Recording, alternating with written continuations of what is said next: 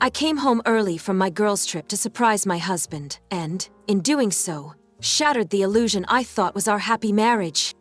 We'd just celebrated our 3-year anniversary the weekend before. Vow renewals, tears, heartfelt promises. Tyler cried during his vows, told me I was the best thing that ever happened to him, and kissed my hands like I was the center of his world. I believed him. I believed every single word.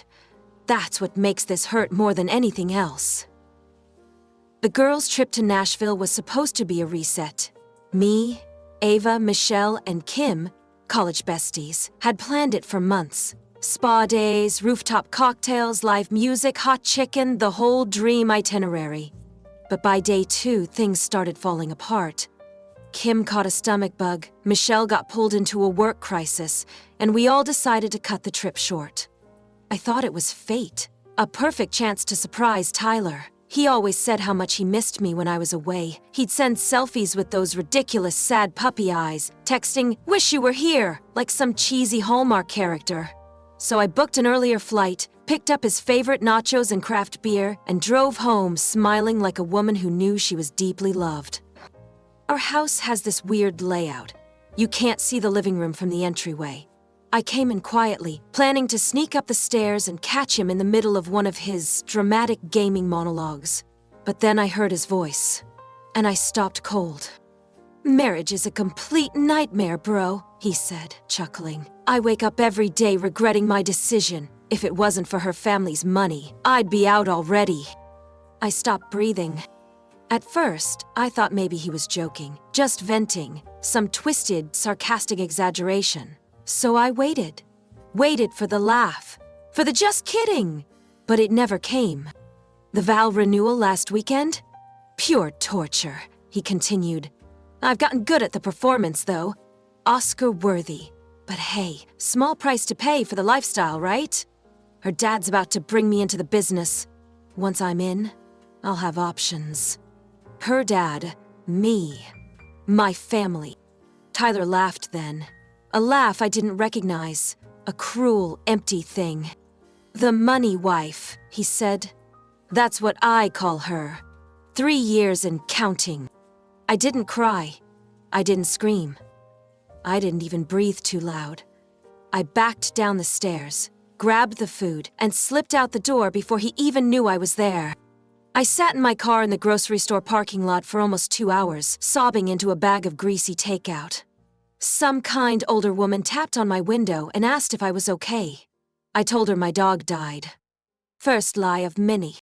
I drove around for hours that day, unable to go home, unable to face the truth that the man I married had been playing a role for 3 years. That the tears, the vows, the inside jokes and late-night talks, all of it, might have been scripted. Eventually, I went back to Nashville. Pretended everything was fine, laughed too loudly, drank too much wine.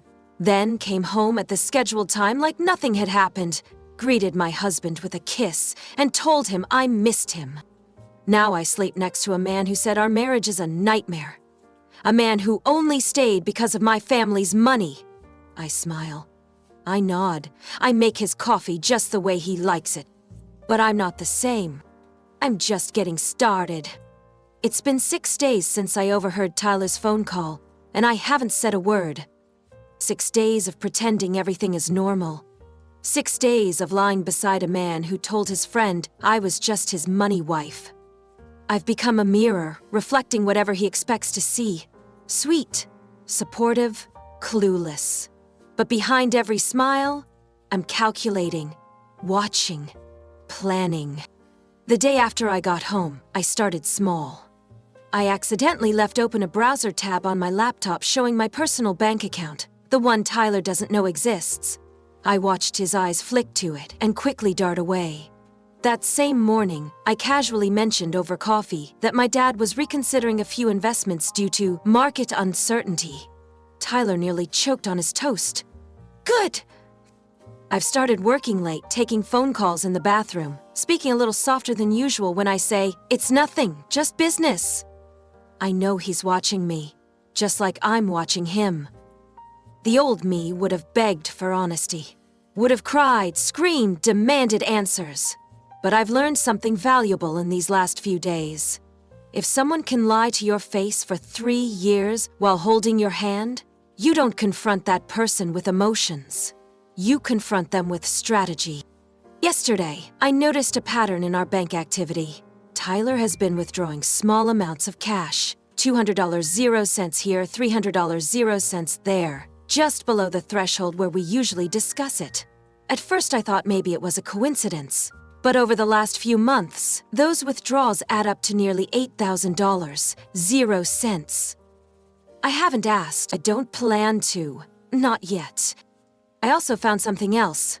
Hidden behind a stack of old tax documents in the filing cabinet was a cheap, prepaid phone, the kind you pick up at gas stations or convenience stores. It was password protected. Tyler's always been careless with security, so it took me 2 guesses. The passcode was our anniversary. There was one contact saved, D. No full name, just an initial. I scrolled through the messages, dozens of them. Conversations about money, about patience, about the long-term plan, about staying the course. And one 3 months ago that made my stomach drop.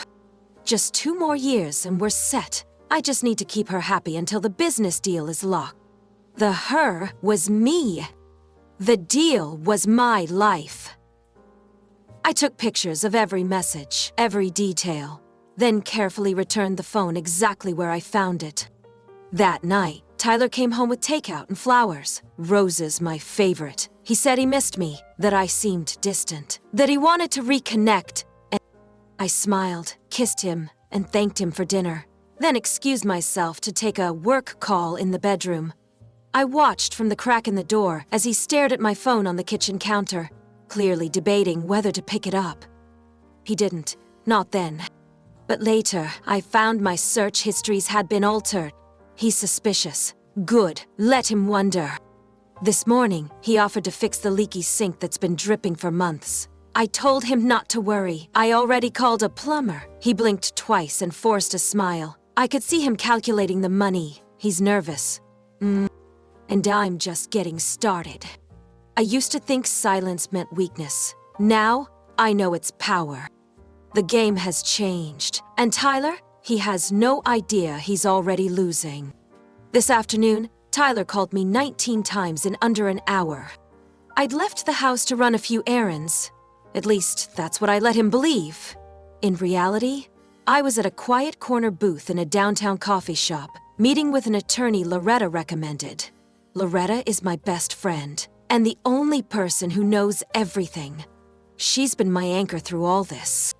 The lawyer was sharp, compassionate, and didn't flinch once as I explained the full story.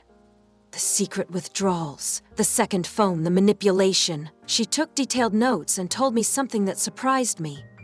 There might be grounds to challenge our prenup if we can prove fraud. And based on what I showed her, she thinks we absolutely can. I left the meeting with a folder full of resources, a list of next steps, and, for the first time in a week, a real sense of control. When I finally turned my phone back on, I saw the barrage of missed calls, texts from Tyler, too. Are you okay? Where are you? Please, call me on freaking out. I waited another 30 minutes before calling him back. He picked up on the first ring, breathless. Jesus, Emily, where have you been? I've been calling non-stop. I was at Target, I said calmly, sipping my lukewarm coffee. Phone was in my purse. Oh, he said, the relief palpable. Something felt off. I thought maybe something happened. With your family, or with us. Everything's fine, I replied smoothly. Just a lot on my plate lately. You felt it too, right? Like we're in transition? He was quiet for a moment too long. Then, yeah, I guess.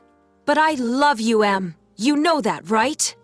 I smiled at the irony. Of course. Another lie to add to my growing list. That evening, I noticed he'd done the laundry, folded and everything. The dishwasher, which has been broken for 2 months, suddenly works. He cooked dinner, lit candles, poured wine. It was like watching a man on a tightrope with a fraying rope, doing everything he could to stay balanced without knowing the safety net is already gone. Over dessert, he casually brought up the idea of taking a weekend trip. Just the two of us, he said. No distractions. Maybe that resort your parents love? I nodded slowly, filing it away. Another desperate attempt to lock himself back into our world, to remind my parents he still belonged. When he went upstairs, I pulled out the second phone, again. There were 3 new messages from Dee. How much longer? I'm tired of waiting. Don't forget what you promised.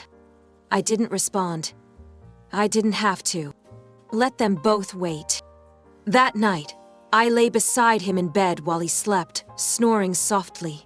I studied his face. So peaceful. So convincingly innocent. I remembered the man who proposed under the stars, the man who made me tea when I was sick, who held my hand at my grandmother's funeral.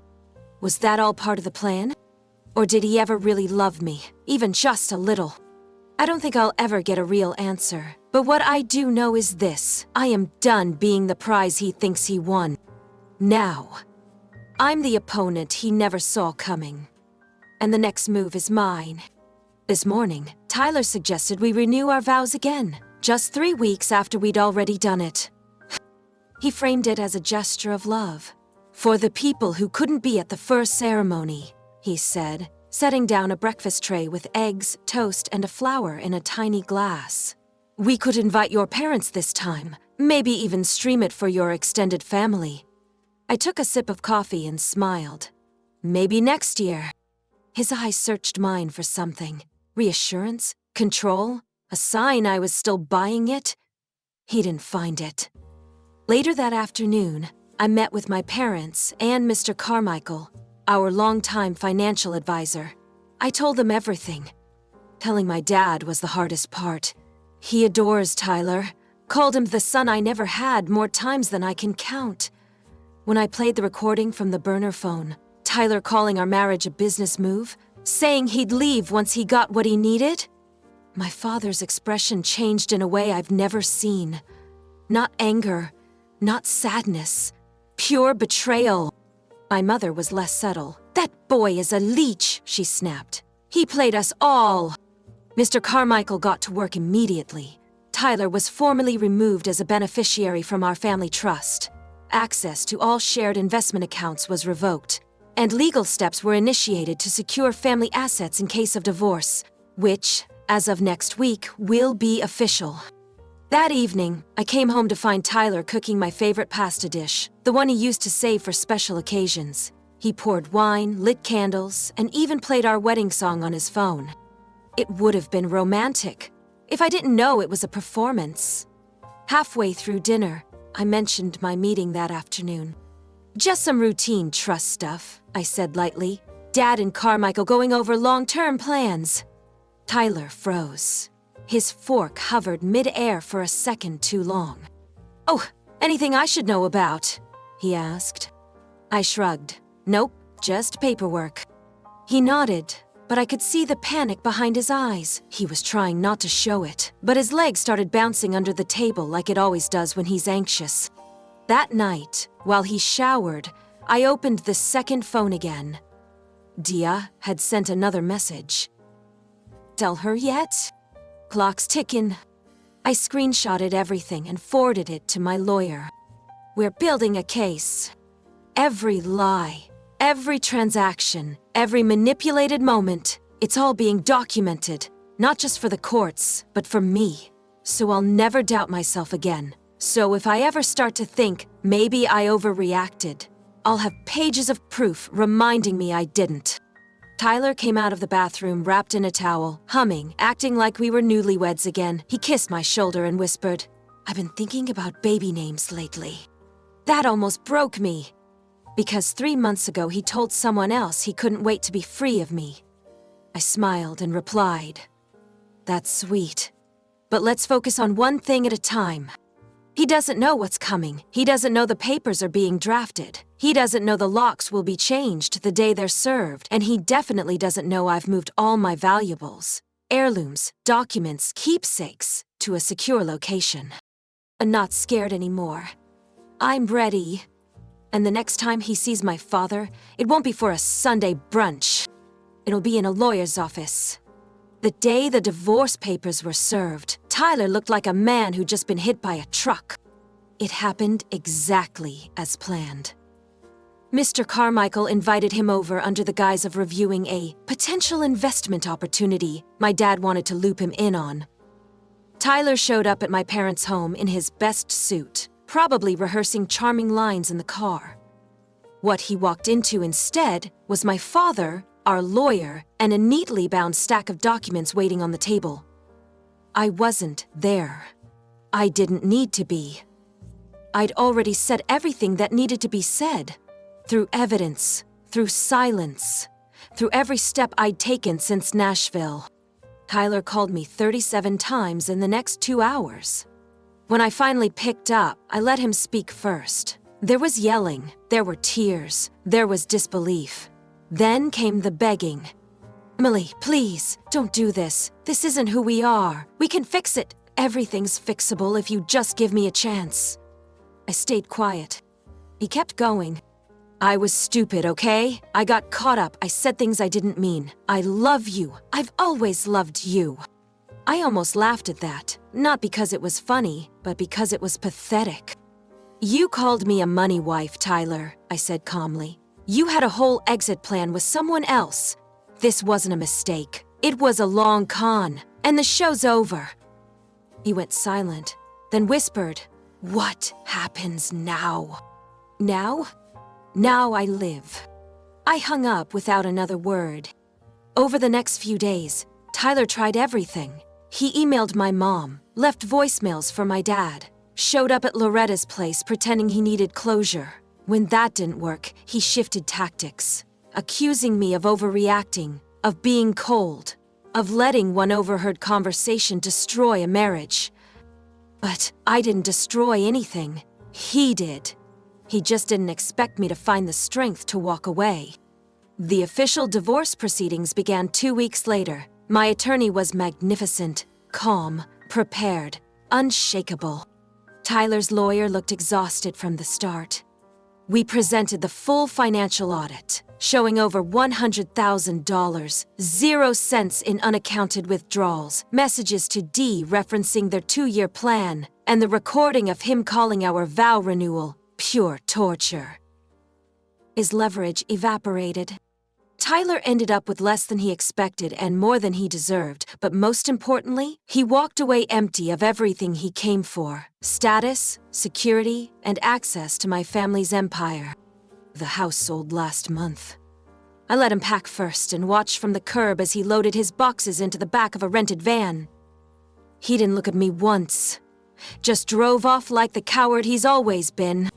I've since moved into a smaller place across town. It's not fancy, but it's mine. Every detail, from the mismatched throw pillows to the stack of cookbooks on the kitchen counter, is exactly how I like it. There's peace in building something for yourself, in knowing you're no longer performing for someone else.